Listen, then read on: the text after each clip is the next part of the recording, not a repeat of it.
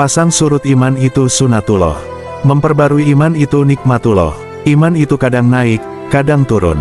Maka perbaharuilah iman kalian dengan La ilaha illallah. H.R. Ibnu Hibban, dari Wahab bin Munabbih ketika melihat kepadanya, bukankah ucapan La ilaha illallah itu termasuk kunci surga? Jawabnya, benar, tetapi setiap kunci memiliki gigi. Jika engkau memiliki kunci yang bergigi, pasti engkau dapat membuka dengannya. Tetapi jika kuncinya tak bergigi, tak mungkin engkau dapat membukanya. H.R. Bukhari, Islam dibangun dengan akidah dan syariah. Akidah itu urusan iman, syariah itu urusan ibadah. Akidah dibahas dalam ilmu tauhid, syariah dibahas dalam ilmu fikih. La ilaha illallah, itu kalimah tauhid. Jadi, iman itu diperbarui dengan ilmu tauhid bukan dengan ilmu fikih. Lihat lagi teks hadis di atas. Jadi memperbarui iman itu bukan melulu hanya dengan memperbanyak wirid, La ilaha illallah, beribu kali sampai air liurmu kering jadi tepung. Memperbanyak wirid La ilaha illallah, memang bisa menyegarkan ingatanmu pada rasa iman kepada Allah dan memang menambah pahala. Tapi jika kadar imanmu kepada Allah tidak ditingkatkan, rasa imanmu ya di situ-situ saja. Lalu bagaimana cara meningkatkan kadar dan rasa iman kita itu? Yaitu dengan menambah wawasan dan ilmu tentang mengenal Allah, marifatullah. Ingat peribahasa, tak kenal, maka tak sayang. Silogismenya berarti, semakin kenal, maka semakin sayang. Artinya semakin bertambah ilmu pengenalan kita kepada Allah, semakin bertambah pula kadar iman kita.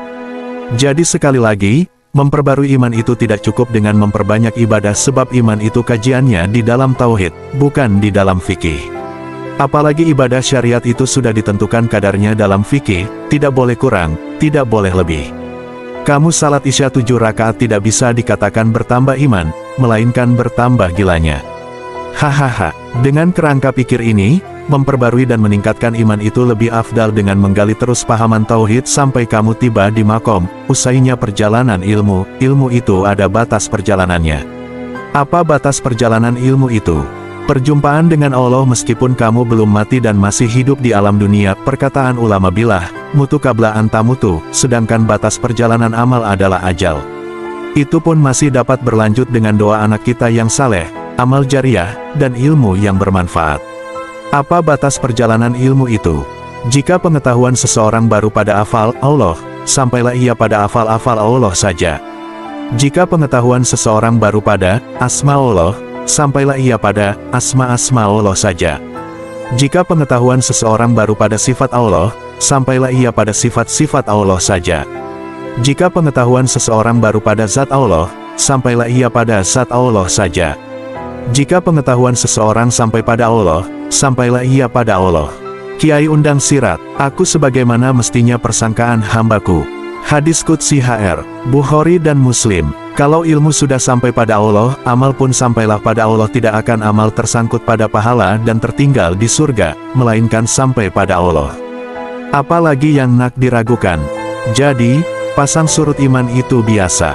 Bisa ditingkatkan dengan menambah pemahaman ilmu akidah. Jadi, pasang surut iman itu biasa, tandanya kamu masih beriman. Ibarat laut, iman itu, ada kalanya pasang surut di pantai hatimu. Itu tandanya lautmu masih ada airnya. Coba lihat lautnya orang yang tidak beriman. Tidak ada pasang surutnya, karena laut mereka memang tidak ada airnya. Kebaikan apapun, sebanyak apapun, yang dilakukan orang yang tidak beriman itu fata morgana. Dipandang debu oleh Tuhan, bukan Tuhan yang tidak adil.